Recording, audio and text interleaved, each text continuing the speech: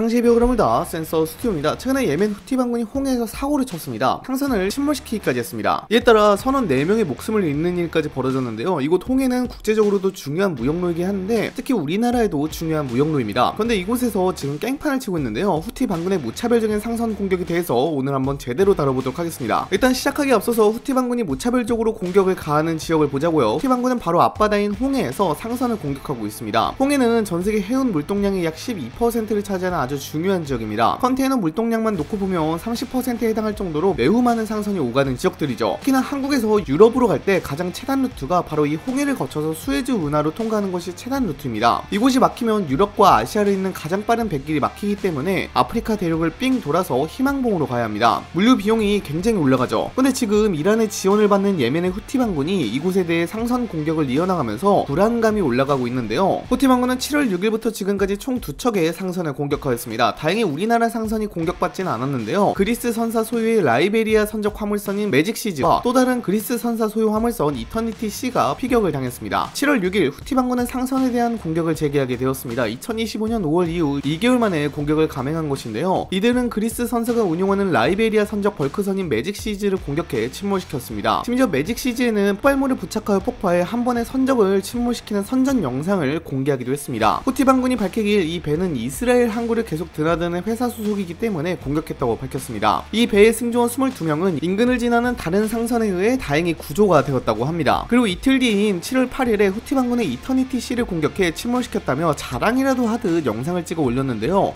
후티 반군은 상선을 공격해 침몰했지만 한박 승조원 일부를 구조하는 데 성공하여 의료 지원을 제공하며 안전한 장소로 이송했다고 밝혔습니다. 이 이터니티 C는 후티 반군이 장악한 예멘 호데이다 항구에서 서쪽으로 약 94km 떨어진 홍해상을 운항하다가 소형 보트 2척을 타고 온 후티 반군의 총격과 폭탄이 탑재된 무인 보트의 공격을 받았는데요. 심지어 미사일까지 발사해서 선박을 공격했다고 합니다. 이에 따라 이터니티 C에 탑승하고 있던 25명 중 4명이 사망했고요. 6명은 구조됐고 15명은 실종됐다고 합니다. 예멘 주재 미 대사관에서는 후티 반군이 생존 승조원들을 구조했다고 하는데 사실상 납치한 것이고 그들의 즉각적이고 조건 없는 안전 귀환을 요구한다고 밝혔습니다. 많은 전문가는 이번 공격에 상당히 우려를 표하는 모습인데요. 이전에 후티 반군은 선박 납포가 주 목적이었기에 공격적으로 나가지는 않았습니다. 근데 이번에는 좀 양상이 달라졌습니다. 자폭 드론과 미사일을 발사한 때도 있어서요. 굉장히 우려가 크다고 합니다. 물론 후티 반군이 이번에 처음 공격한 것은 아닙니다. 후티 반군은 2023년 10월에 이스라엘과 하마스 간의 전쟁이 벌어지자 하마스에 지원한답시고 홍해와 아덴만에 있는 상선들을 공격하였는데요.